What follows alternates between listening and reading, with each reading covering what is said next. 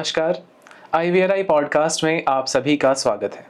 मैं हर्षित सहरावत, आप सभी का होस्ट, और आज हमारे साथ जुड़ रहे हैं श्री राकेश पांडे सर। सर, मैं आपका स्वागत करता हूं। धन्यवाद। श्री राकेश पांडे एक फसल विज्ञान विशेषज्ञ हैं और IVRI चारा फार्म अनुभाग में कार्यरत हैं। आज का हमारा विषय होगा संतुलित उर्वरकों के उपयोग का महत्व। सर, मैं समझता हूं कि आज हमारे साथ काफ़ी किसान भाई भी मौजूद होंगे। मैं उन्हीं के माध्यम से आपसे पूछना चाहूँगा कि संतुलित उर्वरकों के उपयोग का क्या अर्थ है और फसल उत्पादन में इसका क्या महत्व है? देखिए, अगर हम संतुलित उर्वरक उपयोग की बात करें, जैसे हम अपने मनुष्यों के भोजन में संतुलित भोजन की बात करते हैं या पशुओं के भोजन में संतुलित आहार की बात करते हैं, उसी प्रकार फसलों में भी संतुलित पोषण का महत्व है। विशेष रूप से अगर हम देखें तो उर्वरकों को सही मात्रा में देना, सही अनुपात में देना, मात्रा अलग हो गई, अनुपात अलग चीज हो गई, सही समय पे देना और सही विधि से देना। इसके साथ साथ हमें जो जलवायु संबंधी कारक हैं उनका भी ध्यान रखना है उपयोग करते समय उर्वरकों का, और मृदा की जो उत्पादकता है उसके स्तर को भी ध्यान रखना है। कई बार ऐसा होता है खेत में एक तरफ उत्पादक ज़्यादा होता है, एक तरफ कम उत्पादकता होती है, उस बात को भी ध्यान में रखना है। तो जब सभी बिंदुओं का ध्यान में रख के और हम सही मात्रा में सही अनुपात में पोषक तत्वों का या उर्वरकों का प्रयोग करते हैं तो इसी को संतुलित उर्वरक उपयोग कहा जाता है। और अगर इसके महत्व की बात करें तो फसल उत्पादन में इसका बहुत ज़्यादा महत्व है। अगर कृषि बहुत हद तक समय पर निर्भर करती है, अगर समय पे आपने कार्य ना किया तो वो कार्य जो है उतना परिणामदायी नहीं होता है। तो उर्वरकों के लिए भी ये जरूरी है कि फसल के जमाव के समय उसे जब जमाव होता है अलग तरह के तत्वों की ज़रूरत होती है, उसके बाद बढ़वार के समय अलग तरह के तत्वों की ज़रूरत होती है, जब दाना भरने का समय आता है तब अलग तरह के तत्वों की ज़रूरत होती है। तो फसल की आवश्यकताओं को ध्यान में रखते हुए हमें उसी के अनुसार उनकी पूर्ति करनी है। और अगर हम संतुलित उर्वरक का उपयोग नहीं करते हैं तो स्थिति फिर ऐसी आती है कि हमें भरपूर उत्पादन नहीं मिलता और लागत भी हमारी पूरी लग जाती है। अगर इसके महत्व की बात करें तो आरंभ से अगर हम देखें तो जो हमारी कृषि शुरू में थी, आरंभिक अवस्था में थी, उस समय हमारे पास पशु बहुत ज़्यादा होते थे, तो गोबर की खाद बहुत ज़्यादा मिल जाती थी हमारे खेतों को। पशु भी खेतों में चरने जाते तो वहाँ भी काफ़ी गोबर और मूत्र से काफ़ी खेत पोषक बने रहते थे। तो उस समय गोबर की ज़्यादा आवश्यकता थी और हमारी जो फसलें होती थी वो कम उत्पादन देने वाली और कम पोषक तत्व धीरे धीरे लेने वाली होती थी।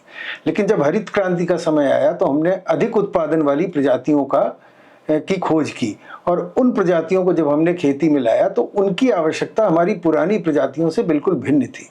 तो ऐसी अवस्था में हमें ज़्यादा मात्रा में पोषक तत्वों की और तेजी से उपयोग होने वाले पोषक तत्वों की आवश्यकता पड़ी, जिसके लिए हमने नाइट्रोजन, फास्फोरस, पोटाश, ये सब रासायनिक उर्वरक जो हैं इनका हमने उपयोग करना आरंभ किया।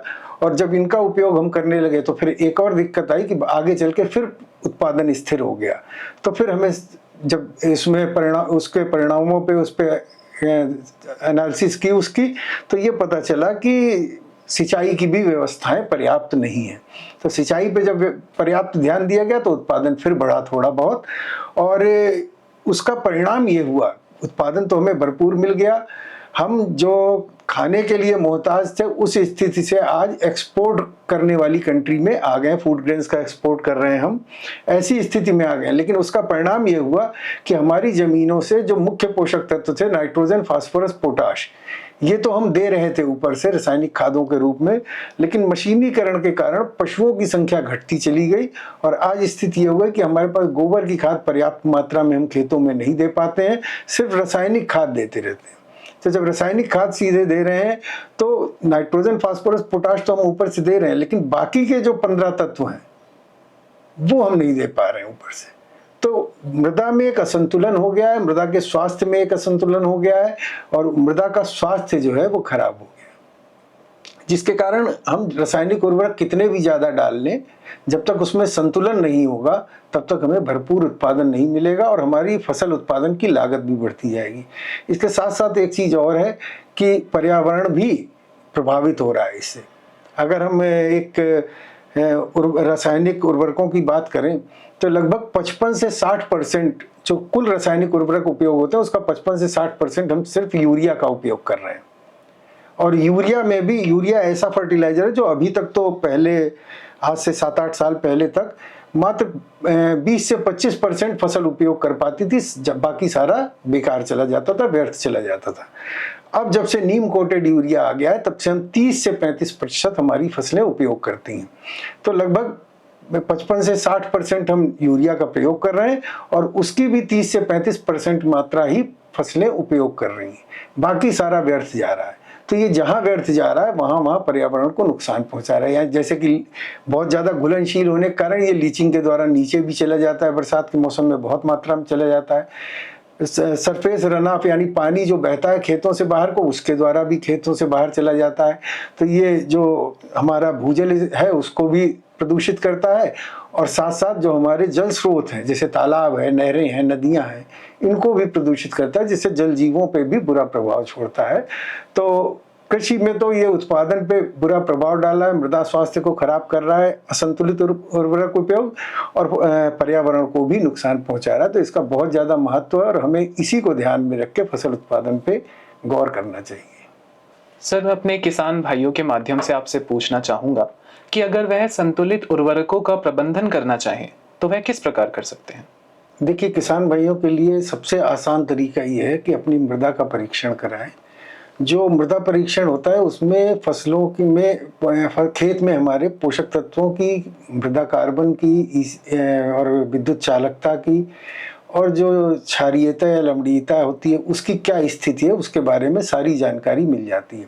साथ ही मृदा स्वास्थ्य कार्ड मिलता है हमें वहाँ से एक मृदा परीक्षण के पश्चात, जो हमें ये बताता है कि हम कौन सी फसल लेने जा रहे हैं तो उसके लिए कितना उपयोग उर्वरक किस तरह का किस समय कितना डालना है।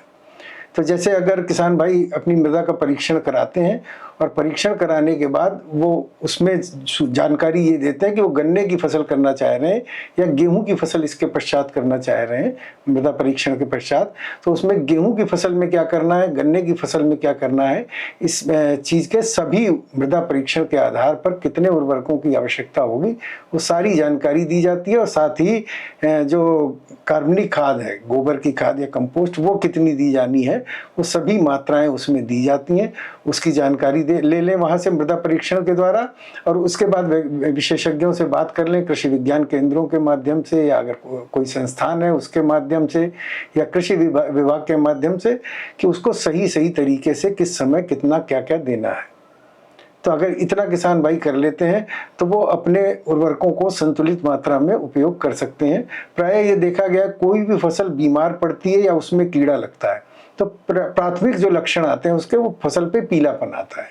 और किसान के दिमाग में ये धारणा बैठी हुई है कि अगर पीला पड़ रही है फसल तो नाइट्रोजन की कमी की वजह से पड़ रही है, और वो यूरिया का तुरंत उपयोग करने लगता है।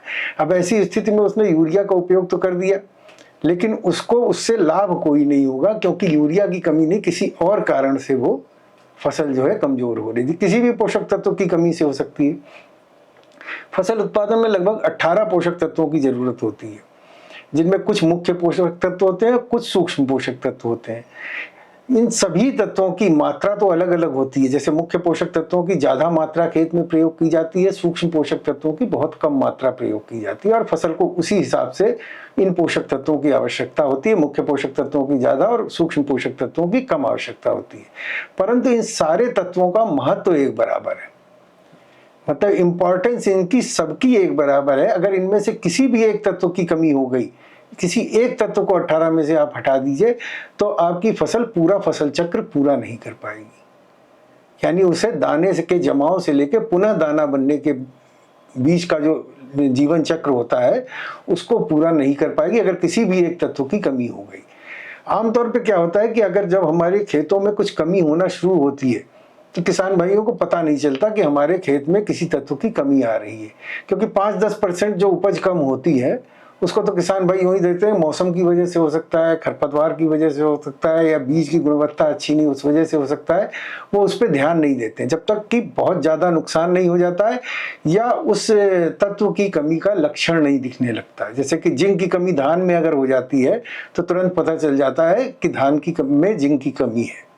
तो ऐसी स्थिति में किसान भाई जिंक का प्रयोग कर देते हैं। लेकिन अगर हम मृदा का परीक्षण करा लें तो हमें ये पता चल जाएगा कि जो तत्व की कमी है उसी तत्व को हम देंगे बेकार में यूरिया या अन्य चीज़ों का उपयोग नहीं करेंगे, जिससे कि हमारी लागत भी कम होगी और हमारा उत्पादन बेहतर मिलेगा, हमें फसल भी सुरक्षित रहेगी, उसमें कीड़े बीमारियों की समस्या भी कम आएगी।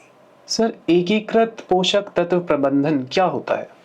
एकीकृत पोषक तत्व प्रबंधन एक तरह से जितने भी तरीके हैं हमारे पास पोषक तत्व फसल को देने के, उन सभी का या उनमें से कुछ का मिला जुला प्रयोग करने को एकीकृत पोषक तत्व प्रबंधन कहते हैं। जैसे कि अगर हम देखें तो हम प्रारंभ में गोबर की खाद का प्रयोग करते थे, कंपोस्ट खाद का प्रयोग करते हैं। इसी तरह से अगर फसलों पे पौधों पे बेस्ड उस पे जाएं तो हम नील हरी शैवाल है, हरी खाद है और एजोला का भी प्रयोग कुछ किसान भाई करने लगे हैं, तो इनका प्रयोग भी करते हैं।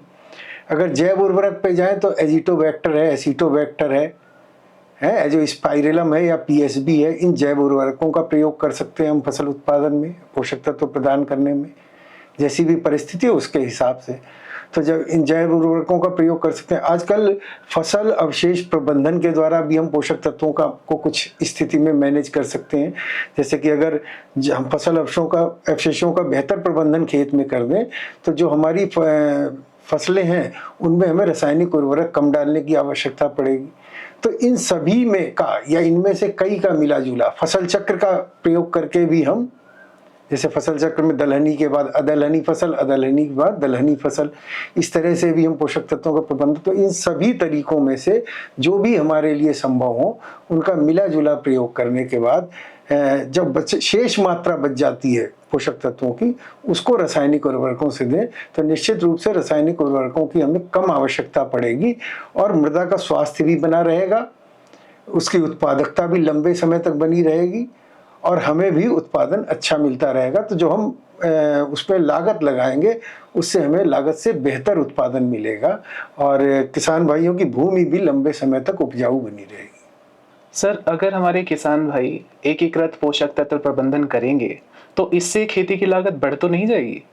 देखिए, जब हम एकीकृत पोषक तत्व प्रबंधन करते हैं तो बहुत सी चीज़ें हमारी ऐसी उसमें प्रयोग होती हैं जो बहुत कम लागत की होती है या जो हमारी बेकार होती है। जैसे कि अगर हम गोबर की खाद या कंपोस्ट का प्रयोग कर रहे हैं तो वो एक तरह से पशुपालन जब हम साथ में कर रहे हैं खेती के साथ साथ, तो उससे जो प्राप्त हो रहा है, जो वेस्ट है हमारा, वो खाद में परिवर्तित हो रहा है, तो वो पोषक तत्वों में परिवर्तित हो रहा है।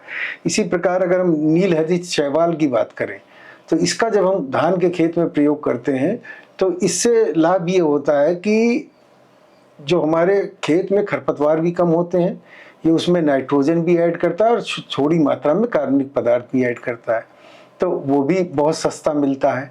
उसका कल्चर आता है, उस कल्चर को खेत में प्रयोग किया जा सकता है आसानी से। इसी तरह जो जैव उर्वरक बताए, ये जैव उर्वरक एक तरह से सूक्ष्म फैक्ट्री है उर्वरक बनाने की। तो एजिटोबैक्टर है, एसिटोबैक्टर है, ये नाइट्रोजन बनाते हैं, हवा से नाइट्रोजन लेके, जिससे हवा में हम सांस लेते हैं इसमें लगभग 76% नाइट्रोजन होती है, तो उस हवा से नाइट्रोजन लेके फसल को देते हैं। इसी तरह से जो पीएसबी जैव उर्वरक की बात की, ये पीएसबी जैव उर्वरक भी बहुत सस्ता आता है और इसका लाभ ये है कि जो हम फास्फोरस प्रयोग करते हैं यानी डीएपी और एनपीके के माध्यम से जो फास्फोरस का खेती में प्रयोग करते हैं, तो उसका अधिकांश भाग जो है जमीन में जाके स्थिर हो जाता है या फसल के लिए अनुपयोगी हो जाता है। जब हम इसका प्रयोग करते हैं तो ये उसको फिर से उपयोगी मात्रा में परिवर्तित कर देती है, तो इससे फास्फोरस भी मिल जाता है। आजकल एनपीके कंसोर्शिया के नाम से कुछ बनी हुई लिक्विड में आ रहे हैं ये जैव उर्वरक जो हैं, तो अगर इनका प्रयोग करेंगे तो नाइट्रोजन, फास्फोरस, पोटाश तीनों में लाभ करेगा। उपयोग करने का तरीका भी बहुत आसान है।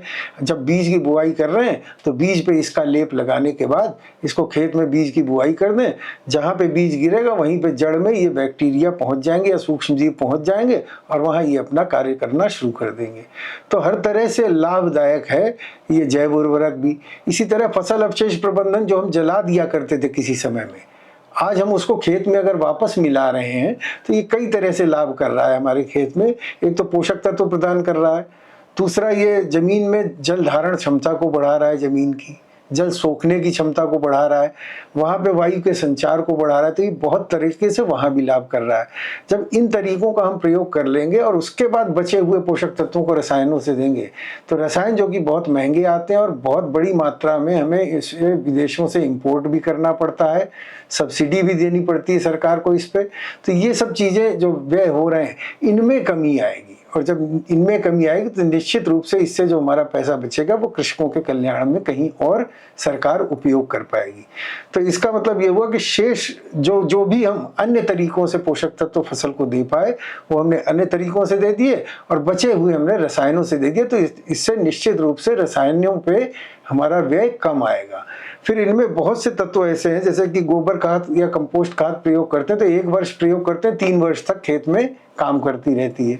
इसी तरह जैव उर्वरक अगर हम लगातार 3-4 साल तक प्रयोग कर लें तो वो मृदा में इतने मात्रा में हो जाते हैं कि अगर 2-4 साल तक बाद में हम ना भी प्रयोग करें तो वो अपना काम करते रहते हैं। तो ये लॉन्ग टर्म, लंबे समय के लिए लाभ देने वाली चीजें हैं, जबकि रासायनिक उर्वरक इधर हम डालते हैं एक फसल में ही हमारा समाप्त हो जाता है। तो रसायनों पे हमारी निर्भरता कम हो जाएगी और हमें रसायनों पे व्यय कम करना पड़ेगा। तो कुल मिलाकर अगर हम अंत में देखेंगे फसल उत्पादन के बाद तो हम ये पाएंगे कि जो हमारा उत्पादन हुआ है, यानी अगर मान लीजिए गेहूं की फसल हुई है तो 1 क्विंटल गेहूं की जो हमारी उत्पादन लागत आई है उसमें कमी आएगी। जब उत्पादन लागत में कमी आएगी तो निश्चित रूप से हमारा लाभांश बढ़ जाएगा। सर, संतुलित उर्वरक उपयोग में सरकार की क्या योजनाएं हैं? सरकार इसमें बहुत तरह से सहयोग कर रही है। अगर हम देखें तो मृदा स्वास्थ्य कार्ड योजना एक जो चल रही है वो भारत सरकार की योजना है और उसके अंतर्गत किसानों का खेतों की मृदा का परीक्षण किया जाता है। इसमें सरकार ने कुछ तरीके निर्धारित किए, उसके अनुसार सैंपल लिया जाता है और सभी किसानों को मृदा स्वास्थ्य कार्ड प्रदान किया जाता है। ये मृदा कार्ड, स्वास्थ्य कार्ड, जैसा कि हमने पहले चर्चा की थी कि ये मृदा की स्थिति क्या है, कौन सी फसल हम लेने जा रहे हैं, उसके आधार पर पोषक तत्वों का निर्धारण करती है और किसान भाइयों को बताती है कि इस फसल में इन तत्वों की कमी है, इन तत्वों का प्रयोग करना है। इसमें जो जांच की जाती है वो 4 मृदा के पैरामीटर्स की जांच की जाती है, जिसमें ऑर्गेनिक कार्बन है, विद्युत चालकता या इलेक्ट्रिकल कंडक्टिविटी है और पीएच है सॉइल की। तो और इसके अतिरिक्त लगभग 8 मुख्य एवं सूक्ष्म पोषक तत्वों की जांच की जाती है और इस जांच की जो रिपोर्ट प्राप्त होती है किसान भाइयों को, उसके आधार पर वो अपनी मृदा में पोषक तत्वों का उपयोग कर सकते हैं अपने फसलों को बेहतर बनाने के लिए। मृदा परीक्षण के आधार पर, जैसे कि आजकल हम लोग भी देखते हैं कि जरा सी कोई बीमारी होती है सबसे पहले हमें अपनी टेस्ट कराने पड़ते हैं, तो उसी तरह से मृदा परीक्षण भी है। जब मृदा परीक्षण हो जाएगा हमें सही पता चल जाएगा किस तत्व की कितनी कमी है और जब हम उसी तत्व का प्रयोग करेंगे तो हम जो व्यर्थ में रासायनिक उर्वरकों का प्रयोग कर रहे हैं उससे किसान भाई बच पाएंगे, जिससे कि फसल की लागत भी कम होगी और उत्पादन भी अच्छा मिलेगा। इसके अतिरिक्त एक नैनो उर्वरक को प्रमोट कर रही सरकार। नैनो उर्वरक में यूरिया, नैनो यूरिया उपलब्ध है, नैनो डीएपी उपलब्ध है। ये नैनो उर्वरक जो है ये रसायनों के रूप में नैनो पार्टिकल के रूप में आते हैं, यानी इनके पार्टिकल बहुत छोटे होते हैं। इनका आमतौर पे स्प्रे के रूप में प्रयोग किया जाता है, डीएपी का बीज शोधन के रूप में भी प्रयोग किया जाता है और ये एक वैज्ञानिक तरीके से इसकी गणना की गई कि फसल को कितने तत्वों की जरूरत है, उस नैनो उर्वरक में उतना ही तत्व दिया जाता है और उसका प्रयोग करने से जो ये हम बड़ी मात्रा में रासायनिक उर्वरक प्रयोग कर रहे हैं और जो बेकार जा रहे हैं ज़्यादातर और पर्यावरण को नुकसान पहुंचा रहे हैं, उससे भी बचा जा सकता है। और ये नैनो उर्वरक भारत में ही बनते हैं तो इन्हें इंपोर्ट करने की भी आवश्यकता नहीं पड़ती, जिससे इस पे इंपोर्ट की कॉस्ट भी नहीं आती है, सब्सिडी भी नहीं ज़्यादा होती है। साथ ही एक योजना है जिसमें हम परंपरागत कृषि विकास योजना, इसमें जो किसान भाई परंपरागत रूप से कृषि कर रहे हैं, यानी कि संतुलित उर्वरक उपयोग कर रहे हैं, साथ में देशी खादों का भरपूर प्रयोग कर रहे हैं, इस तरह से जो परंपरागत कृषि है उसका उपयोग कर रहे हैं, उसको भी सरकार से जो किसान भाई करते हैं उनको आर्थिक सहयोग देती है सरकार, तो उसमें भी सहयोग कर रही है सरकार। इसी प्रकार से एक पीएम प्रणाम योजना है जिसके अंतर्गत जो भी स्टेट या यूनियन टेरिटरी केंद्र शासित प्रदेश, ये अपने उर्वरकों के प्रदेश में खर्च को कम करते हैं या उर्वरकों की मात्रा को कम करते हैं। रासायनिक उर्वरक जो सिंथेटिक हैं हमारे, उनकी मात्रा को कम करते हैं। तो केंद्र सरकार उन राज्यों को भी अतिरिक्त सहयोग देती है, आर्थिक सहयोग देती है। तो इस तरह से कई तरीके से अगर हम देखें तो किसान जो सरकार है किसान भाइयों को सहयोग कर रही है, और प्रयास यही है सरकार का कि किसी तरह से हम उर्वरकों का सही उपयोग कर सकें, जिससे कि जो हमारे उत्पादन में लागत बढ़ती जा रही है उस लागत पर नियंत्रण हो जाए, जो हमारा पर्यावरण में नुकसान हो रहा है, जैसा कि मैंने आरंभ में आपको बताया था कि यूरिया का अधिकांश भाग जो है वो बेकार चला जाता है।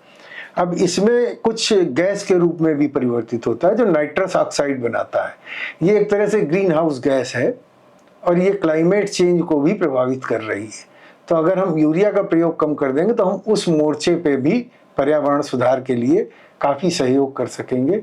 तो ये बहुत सी तरीके हैं जिसमें सरकार अपनी तरफ से सहयोग कर रही है कि हमारे किसान भाई ज़्यादा से ज़्यादा संतुलित उर्वरक उपयोग की तरफ अग्रसर हों और कम लागत में ज़्यादा मुनाफा कमा सकें।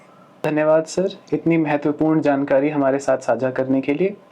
मैं आशा करता हूं कि हमारे किसान भाई भी संतुलित उर्वरक का उपयोग करेंगे और सरकार की योजनाओं का लाभ उठाएंगे। मैं सभी दर्शकों का धन्यवाद देता हूं हमारे साथ अंत तक जुड़े रहने के लिए।